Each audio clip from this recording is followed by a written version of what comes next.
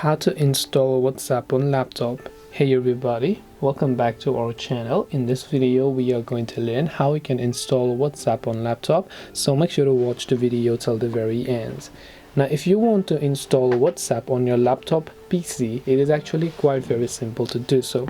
All you have to do is open up your Microsoft Store, which is available for Windows 10 and Windows 11. Now once you open up your Microsoft Store, you will find a search bar at the top where you simply want to search for WhatsApp.